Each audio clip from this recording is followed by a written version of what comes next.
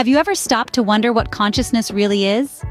This enigmatic quality that defines our subjective experience is a complex phenomenon that has captivated the minds of philosophers and scientists alike. At its core, consciousness is the essence of awareness, an inner theater where thoughts, perceptions, and emotions come to life. It's our personal lens through which we perceive the world, giving rise to our unique perspectives and interpretations. Yet, pinning down a concrete definition of consciousness proves elusive.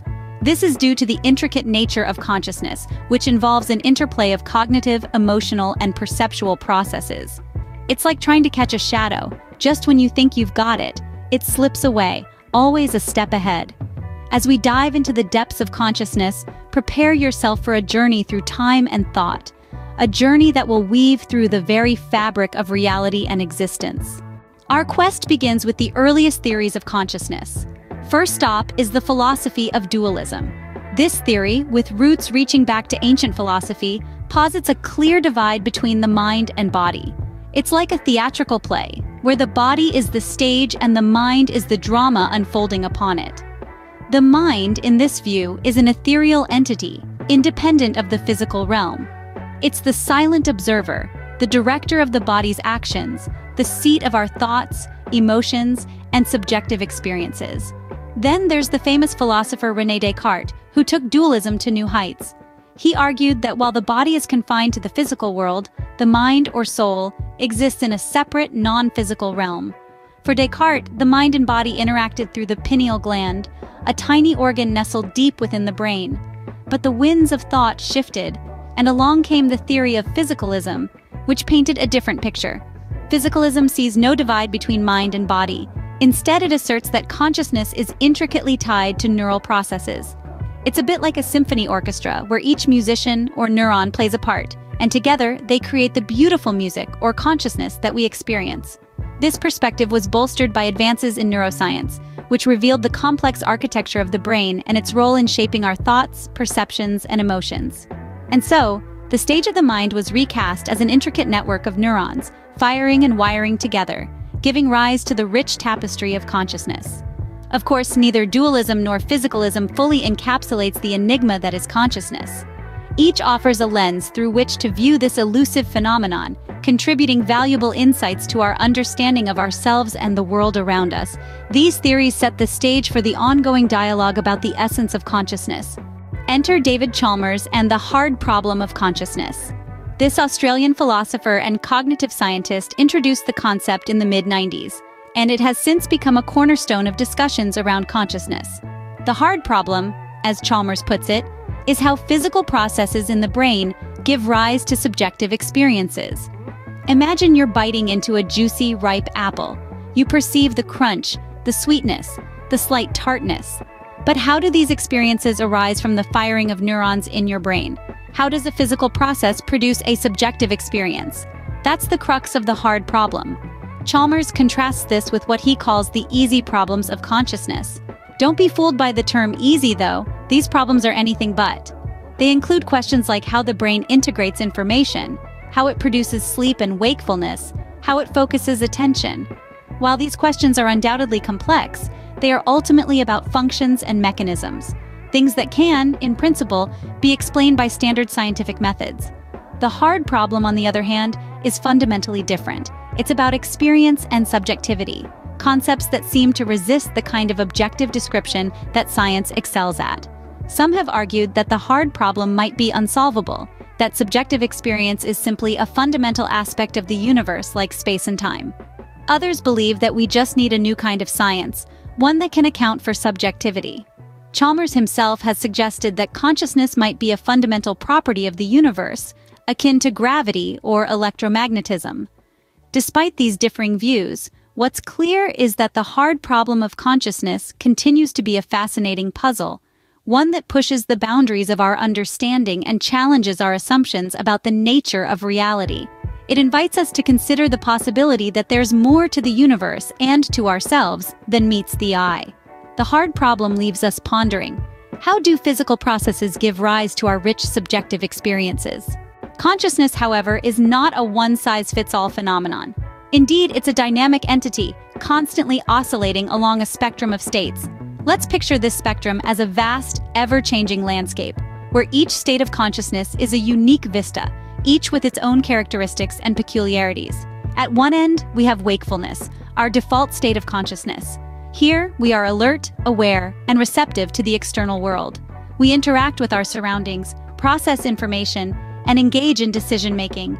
It's like standing on a mountain peak with a panoramic view of the world below. Then, as we descend into the valley of sleep, our consciousness shifts.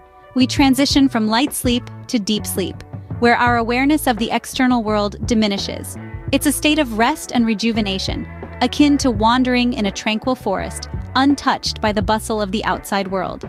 But consciousness does not merely switch off during sleep. In fact, it transforms into something quite magical, the realm of dreams. Here, consciousness takes on a surreal quality, constructing narratives and scenarios that often defy the laws of physics and logic. It's like stepping into a whimsical painting, where the rules of reality are suspended. Yet, our journey through the spectrum doesn't stop there. Consciousness can also be altered through practices such as meditation or the use of psychedelics. These experiences often lead to states of heightened awareness, profound introspection, or even transcendental experiences. Imagine standing at the edge of a vast ocean, gazing at the horizon, feeling simultaneously small and infinite. Interestingly, these altered states can offer glimpses into the malleability of consciousness and its potential to transcend ordinary boundaries. They provide compelling evidence that consciousness is not fixed, but fluid and adaptable. They challenge our preconceptions and invite us to consider new possibilities about the nature of consciousness and our understanding of reality. So as we traverse this spectrum, we discover that consciousness is a multifaceted phenomenon, capable of presenting us with a rich tapestry of experiences. These shifts in consciousness reveal its malleability and potential to transcend ordinary boundaries. The exploration of consciousness inevitably leads us to profound philosophical and ethical questions. As we delve into the depths of consciousness, we find ourselves grappling with questions that extend beyond the realm of empirical science. One such inquiry is the relationship between consciousness and existence. Is consciousness a precursor to existence, a fundamental aspect of the universe that gives rise to the physical world? Or is it an emergent property, arising from the complex interplay of neural processes within the brain? This question invites us to contemplate on the very fabric of reality. It brings into focus the profound mystery of how subjective experience, with its rich tapestry of thoughts, emotions, and perceptions, emerges from the objective world of physical processes. Parallel to this, we must also consider the impact of consciousness on personal identity. Our consciousness, with its incessant flow of thoughts and experiences, is inherently tied to our sense of self. It is the lens through which we perceive the world and the medium through which we construct our narratives. But what does this mean for personal identity? Is our identity a product of our conscious experiences, or is it an entity that exists independently of them? As we grapple with these philosophical quandaries, we find that the exploration of consciousness also intersects with ethical considerations. Consciousness, in its capacity to experience, to feel, and to perceive, is at the very heart of moral decision-making. The ability to empathize, to understand and share the feelings of others, is rooted in our conscious awareness of our own experiences. This awareness, this ability to perceive the world from another's perspective, forms the bedrock of ethical behavior. It prompts us to consider the implications of our actions on the well-being of other conscious beings, whether they be human or non-human, and challenges us to strive for a world that respects and values conscious experience. The nature of consciousness challenges us to consider the implications of our actions on the well-being of conscious beings.